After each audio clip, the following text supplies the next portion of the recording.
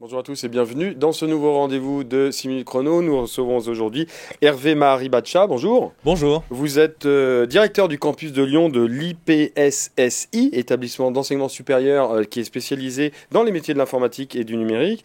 On va vous inviter parce qu'on va parler de l'école évidemment, mais avant on va parler de Parcoursup. Parcoursup vient d'ouvrir sa plateforme le 18 décembre. Les inscriptions vont ouvrir le 15 janvier pour à peu près 1 million, un petit peu moins d'1 million de lycéens qui vont devoir choisir ce qu'ils vont vouloir faire en études supérieures après le bac.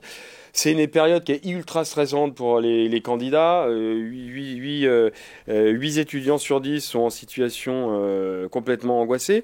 Avant qu'on parle, donc on reviendra évidemment sur l'IPSSI, est-ce qu'il y a des stratégies à adopter pour Parcoursup où il y a 24 000 formations? C'est quand même, on a l'impression que c'est quand même aussi Parcoursup le parcours du combattant quand même. Ouais, je pense qu'il y a forcément une stratégie qui est, on va choisir toujours celle qu'on souhaite faire. Maintenant, il faut faire aussi une stratégie qui soit viable. Il y a des villes qui subissent en ce moment de fortes pressions au niveau du logement. Ouais. Ça met beaucoup de pression sur les parents. Nous, on a choisi de notre côté de sortir un petit peu. Oui, l'IPSSI est sorti de Parcoursup. On n'a jamais été trop dans Parcoursup. C'est une stratégie aussi. On voit beaucoup de parents angoissés qui souhaitent avoir des réponses très vite. On ouvre nos parcours tout au long de l'année, c'est-à-dire que les étudiants peuvent passer des admissions tout au long de l'année et ensuite pouvoir faire leur choix sereinement de ville, de logement et puis s'établir. C'est quand même des conditions qui sont plus sereines pour étudier par la suite, quoi. Ce qu'on disait, c'est que Parcoursup, c'est quand même pas très très serein. Est-ce que vous êtes dans ce milieu de la formation, de l'éducation. Est-ce que, oui, je reparlais des stratégies, mais par exemple, effectivement, on fait des vœux.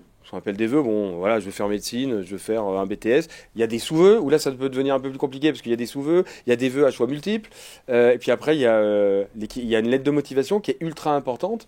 Parce qu'il y a un algorithme derrière tout ça quand même, mine de rien. Parcoursup, c'est pas que de l'humain, il y a un algorithme. Est-ce que par exemple, ce qui anciennement s'appelait le CV, mais aujourd'hui c'est activité sans intérêt, est-ce qu'il y a des mots-clés, est-ce qu'il y a des trucs comme ça à savoir pour, j'allais dire, que la machine elle tourne bien? Effectivement, alors on en revient toujours à cette histoire d'algorithme et d'intelligence artificielle. Ouais. Effectivement, il faut que les mots soient, on va dire, on appelle ça des mots-clés. Placer des mots-clés dans le bon ordre, avec la bonne force de proposition et d'intention. Maintenant, les algorithmes sont capables de le reconnaître.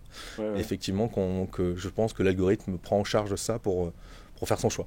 Évidemment aussi qu'il y a les notes, il ne faut pas oublier, ça ne fait pas tout.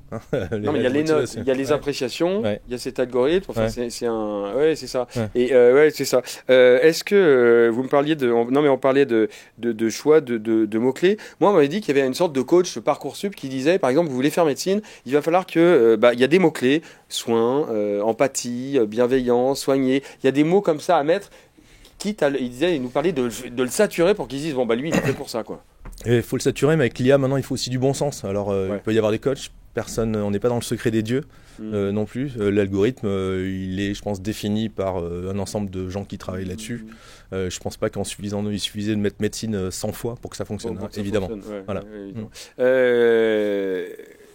On va revenir sur votre école, l'IPSSI. Il y a un truc qui est important, c'est effectivement les notes, on en parlait. Il y a le CV. Enfin, le CV, à 17 ans, on n'a pas non plus un CV, mais ce que je veux dire, le parcours.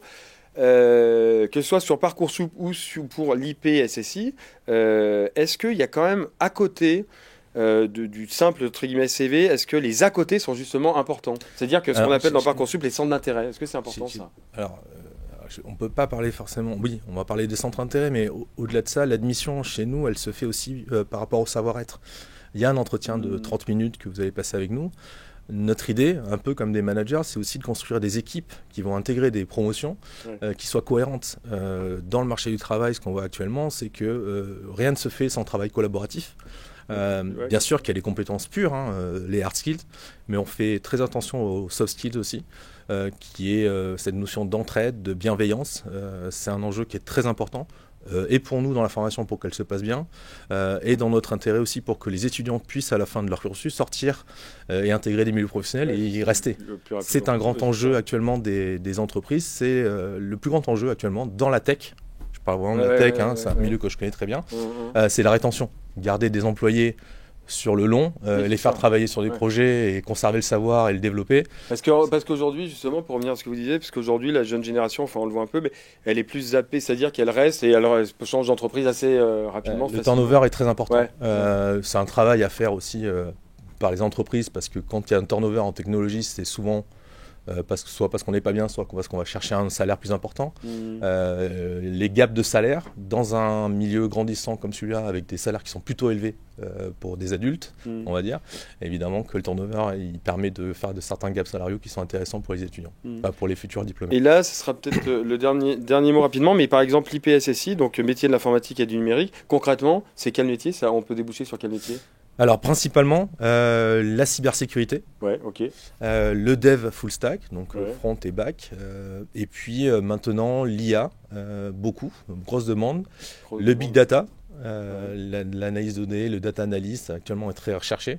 Et dernièrement, on a ouvert, et ça on l'a senti parce qu'on a senti que le marché était demandeur, on a ouvert un 3e master qui concerne la blockchain. C'est le Web 3.0, ce qu'on appelle.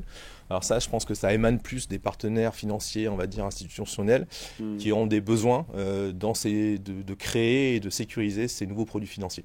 Voilà. D'accord, ok. Bah, ça sera le mot de la fin. En tout cas, merci Hervé Marie Batchat d'être venu sur le plateau Je nous vous en prie, expliquer un peu c'est un plaisir. les formations de l'IPSSI et puis un peu les petites astuces de Parcoursup.